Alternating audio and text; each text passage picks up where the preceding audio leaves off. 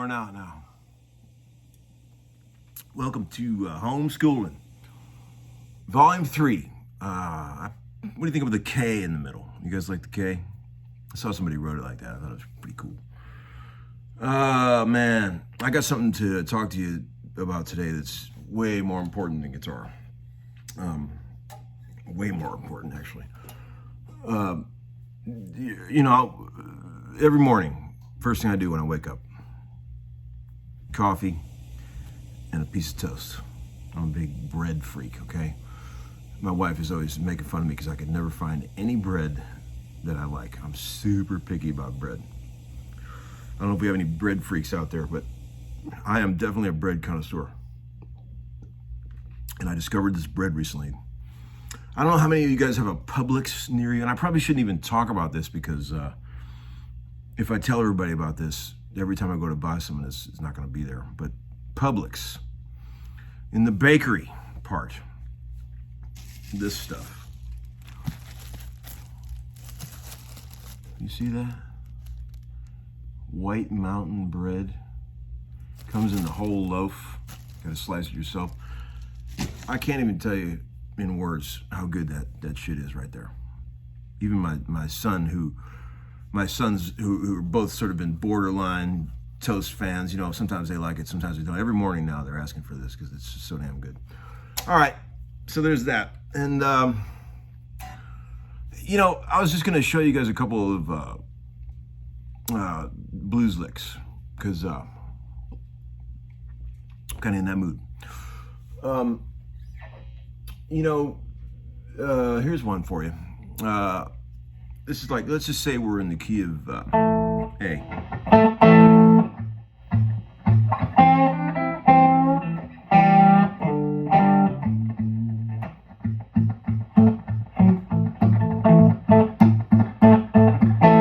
Say that's our groove, right?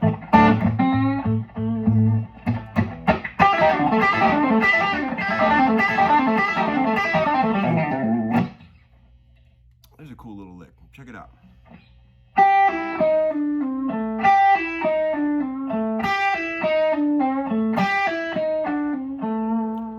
You got 7, 5, sharp 4, 4, flat 3, 1.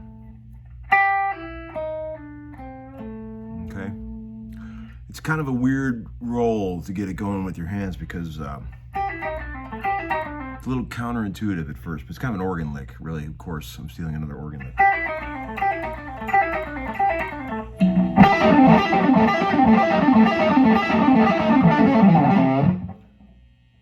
That's how you gotta get it sounding right there. Here's another one along those same lines, all right? I started out that one fast picking video like that, but here's a slow version of it, right?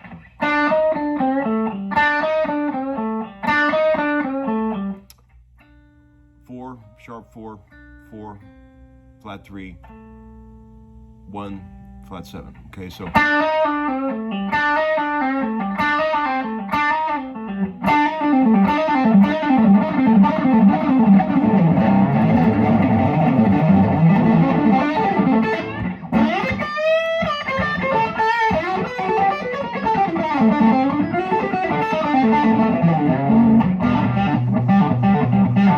Here's the one I was doing earlier in this video.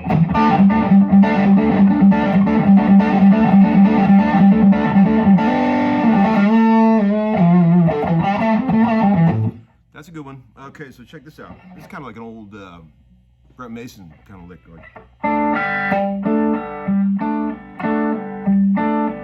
Where you go up to the 7th fret, borrow the 2 middle strings, pull off onto the open 2 middles, and then hammer with your little finger onto the 10th fret of the A string.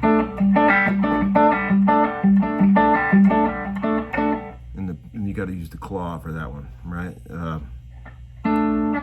I use these two fingers here for that. You know.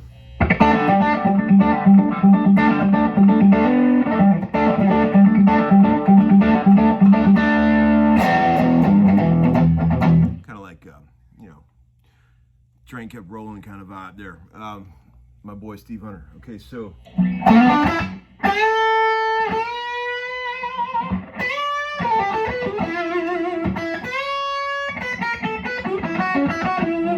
Okay, there's another like sort of Joe Walsh moment there.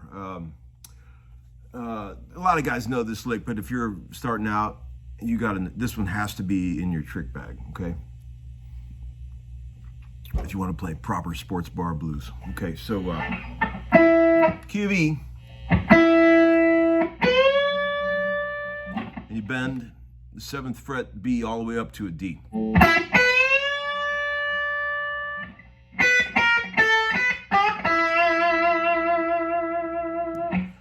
This is Blues 101, right?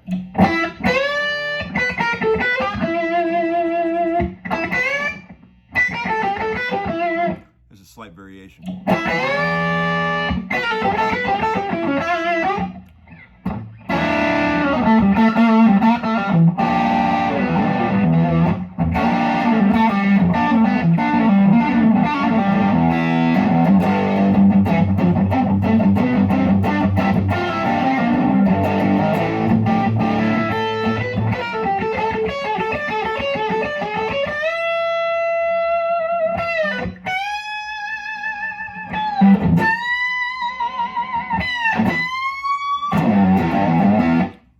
There's another Joe Walsh influence type thing here, like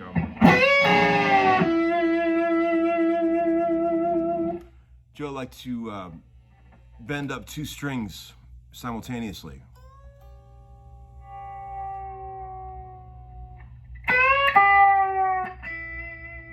That's a little tricky when you first start doing it. You got to kind of get the strings under the meat of your fingers.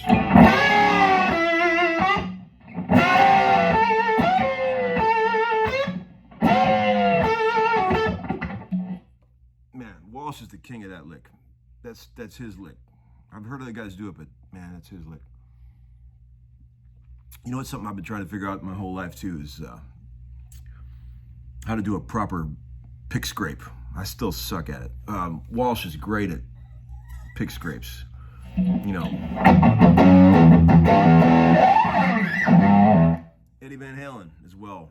Amazing pick scrapes. I've joked around with some of my guitar buddies like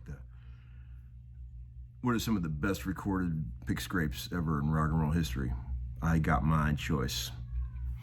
Remember on Mean Street by Van Halen, when it comes out of the soft part where they're like going, "This is home," right? Real soft. It's kind of like the breakdown.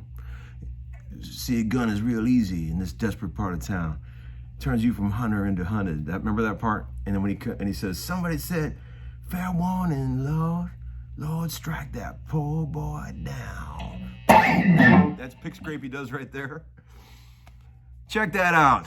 Greatest pick scrape in rock history. Okay, that's a really good one. I just could never figure out how to do it right. I don't know the technique. Maybe somebody out there can help me. All right, here's one more thing. Since we're on the subject of blues, this is a little more involved, but this is really cool. This is another piano riff that I stole. Okay, I'm gonna play this real soft because let's do it in D. I'll do it in D.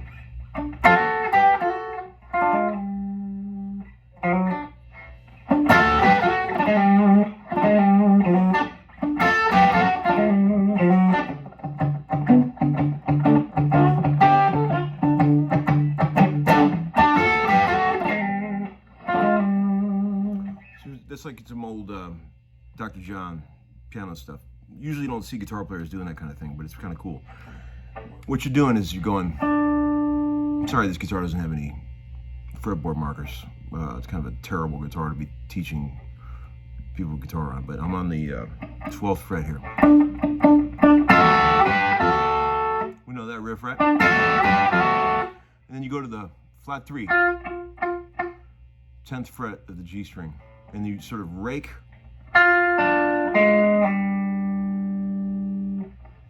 F, D, A flat, G.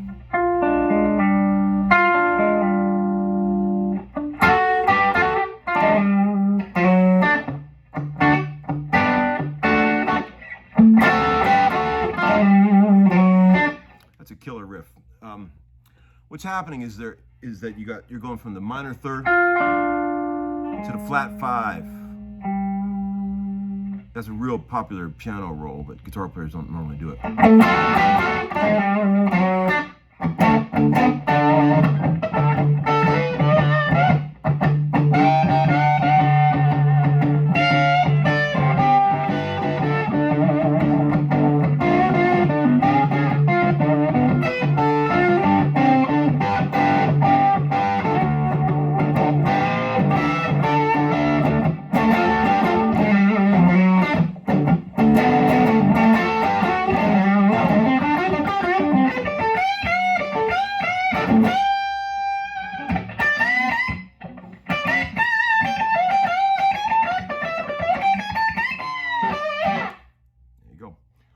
Okay, so there's that.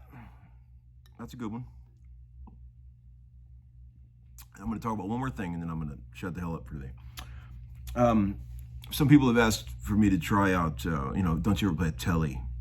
Don't you ever play they want to hear the Red Firebird from that rig rundown thing. But to be totally truthful with you, the way my house is wired here, single coils are so damn noisy. There's only one direction I can point the guitar if I'm trying to play a single coil in here, then it's just not crazy noisy. And it's way over there, away from the camera. So sadly, I just always play humbuckers. You'll notice that every guitar I played in any of these videos is a humbucker. So I'd love to play that bird for you. I'd love to play a telly for you or whatever, but I can't. It's just too noisy. If I just sitting here facing the camera, it's just crazy. All right. I hope that's enough blues to get you through. Okay, have a good day, guys. Try to stay sane out there. I know I'm having a hard time. Okay, bye.